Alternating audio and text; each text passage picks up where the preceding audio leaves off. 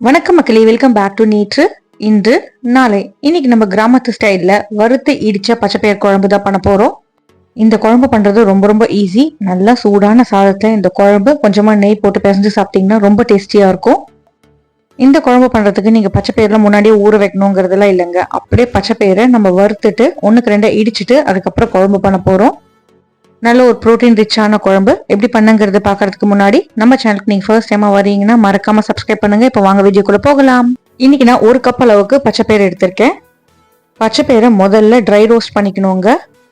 Dry roast பண்றதுக்கு கடாயில சேர்த்துக்கலாம். அப்படியே நீங்க சொட்டை பண்ணிட்டே இருந்தீங்கனாலே உங்களுக்கு லைட் ப்ரௌன் கலரா மாறும்.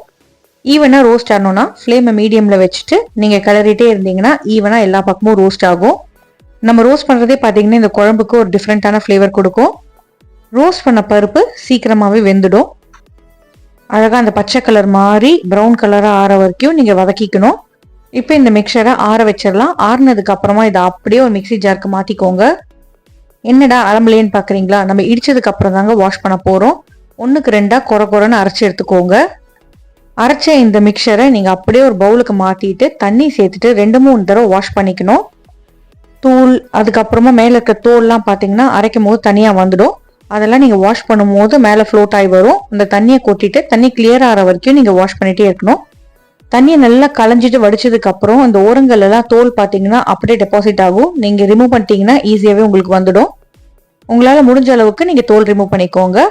வறுத்து உடைச்சு களைஞ்சு இந்த பச்சை பயிரை நம்ம வேக வச்சு போறோம். குக்கர்லாம் தேவையில்லைங்க, அப்படி டைரக்டாவே பாட்ல வெந்துடும். நீங்க எதுல குழம்பு பண்ண போறீங்களோ அதுல கொஞ்சம் தாராளமா தண்ணி சேர்த்துட்டு 1/8 டீஸ்பூன் அளவுக்கு மஞ்சள் பொடி சேர்த்துக்கலாம். பருப்பு வேகும் போது பொங்காம இருக்கிறதுக்கும் பிளஸ் சீக்கிரமா வேகிறதுக்கும் கொஞ்சமா எண்ணெய் சேர்த்துக்கலாம். முடிஞ்ச அளவுக்கு இந்த ரெசிபிக்கு நல்லெண்ணெய் யூஸ் பண்ணிக்கோங்க. கொஞ்சமா ஜீரகம், கருவேப்பிலை, ஒரு கைப்பிடி அளவுக்கு பொடிப்பொடியா நறுக்கின சின்ன வெங்காயம், ஒரு தக்காளியை சாப் பண்ணிட்டு இந்த தண்ணியிலேயே சேர்த்துருங்க. தண்ணி கொதிக்க ஆரம்பிக்கும் போது நீங்க அலம்பி வச்சிருக்கிற இந்த பச்சைப்பயிர் மிக்சரை இதுல சேர்த்துக்கணும்.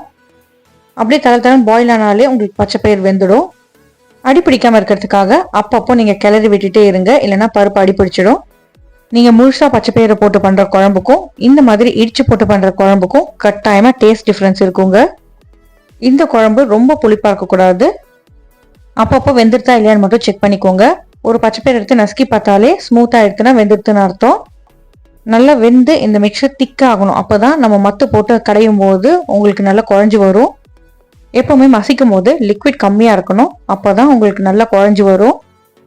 மத்து மேஷர் எது இருக்கோ பச்சைப்பயிர் வெந்ததுக்கு அப்புறமா அதை யூஸ் பண்ணி நல்லா மசிச்சுக்கோங்க. மிக்சி ஜார்ல மட்டும் போட்டு அரைக்க வேண்டாங்க. அரைச்சிங்கன்னா டெக்ஸ்டரே மாறிடும். இந்த குழம்பு சாப்பிட்றதுக்கு அப்படியே கூழா இருக்காதுங்க, கொஞ்சம் அப்படியே நெத்துன்னு தான் இருக்கும். நல்லா மசிச்சதுக்கு அப்புறம் பார்த்தீங்கன்னா உங்களுக்கு திக்கான பேஸ்டா ஒன்று சேர்ந்து வரும். இப்போ இந்த குழம்புக்கு தேவையான அளவுக்கு நம்ம தண்ணி சேர்த்துக்கலாம். கன்சிஸ்டன்சியை பொறுத்து நீங்க தண்ணியோட அளவை அட்ஜஸ்ட் பண்ணிக்கோங்க. நல்லா கலந்து விட்டுருங்க. இப்போ இது கொதிக்கட்டும். இது கொதிக்கிறதுக்குள்ளேயும் நம்ம ஒரு மசாலா பேஸ்ட் ரெடி பண்ண போறோம். அதுக்கு ஒரு மிக்சி ஜார் எடுத்துக்கோங்க. மிக்சி ஜார்ல 4 பல் அளவுக்கு பூண்டு சேர்த்துக்கோங்க. நான் இன்னைக்கு பெரிய பல்லு பூண்டு தான் எடுத்திருக்கேன். 1 டீஸ்பூன் மல்லி விதைகள், 1 டீஸ்பூன் ஜீரகம், 2 காஞ்ச மிளகாய் சேர்த்துட்டு தேவையான அளவுக்கு தண்ணி சேர்த்துட்டு நல்லா நைஸா அரைச்சி எடுத்து வச்சுக்கோங்க. தாளிப்பு ரெடி பண்ணிக்கலாம். தாளிக்கிறதுக்கு கடாயில 1-2 டேபிள் ஸ்பூன் அளவுக்கு நல்லெண்ணெய் சேர்த்துட்டு எண்ணெய் சூடானதும் கடுகு, ஜீரகம், கருவேப்பிலை, ஒரு பச்சை மிளகாய் சேர்த்துக்கலாம். இது கூடவே நீங்க தாராளமா சின்ன வெங்காயத்தை பொடி பொடியா நறுக்கி சேர்த்துக்கணும். இந்த குழம்புக்கு பார்த்தீங்கன்னா பெரிய வெங்காயத்தோட சின்ன வெங்காயம் தான் நல்லா இருக்கும். வெங்காயம் வதங்குற வரைக்கும் நல்லா சொட்டை பண்ணிக்கோங்க. வெங்காயம் வதங்கினதுக்கு அப்புறமா இந்த தாளிப்பை அப்படியே நம்மளோட கொதிக்கிற குழம்புல சேர்த்துட்டு நல்லா கலந்து விட்டுக்கலாம்.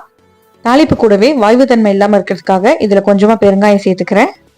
எல்லாம் ஒன்று சேர கலந்து விட்டுட்டு கொதிக்க விட்டுக்கலாம். இந்த ஸ்டேஜ்ல பாத்தீங்கன்னா நம்ம அரைச்சி வச்சிருக்க அந்த மசாலா பேஸ்ட், அந்த பூண்டு, தனியா, ஜீரகம் எல்லாம் அரைச்சோம் இல்லையா, அந்த மிக்சரை இந்த குழம்புலயே சேர்த்துட்டு பச்சை வாசனை போற வரைக்கும் நம்ம கொதிக்க விட போறோம். புளிப்புக்காக நான் ஒரு சின்ன துண்டு அளவுக்கு புளி சேர்த்திருக்கேன். ரொம்ப கொஞ்சமா ஒரு கோலி குண்டு அளவுக்கு தான் புளி சேர்த்திருக்கேன். இது வரைக்கும் இந்த குழம்புல நான் உப்பே சேர்க்கலங்க. பருப்பு வெந்ததுக்கு அப்புறம் தான் உப்பு சேர்க்கணும். இந்த ஸ்டேஜ்ல நான் உப்பு சேர்த்துட்டு நம்ம அரைச்சி வச்சிருக்கிற அந்த அரவையும் சேர்த்துட்டு மறக்காம மிக்சி ஜாரையும் வாஷ் பண்ணிட்டு அந்த தண்ணியுமே சேர்த்துருங்க. இது எல்லாத்தையும் நல்லா கலந்து விட்டுக்கலாம். இதுல நம்ம பச்சை பூண்டு சேர்த்துக்கிறதுனால பூண்டோட பச்சை வாசனை போற வரைக்கும் நம்ம கொதிக்க விடணும். ஒரு 5 நிமிஷம் கொதிச்சாலே உங்களுக்கு பச்சை வாசனை போயிடும். இப்போ இந்த ஸ்டேஜ்ல நீங்க கன்சிஸ்டன்சி கரெக்டா இருக்கான்னு பாத்துக்கோங்க. குழம்பு தண்ணியா இருந்தா நீங்க இன்னும் கொஞ்ச நேரம் கொதிக்க விடுங்க.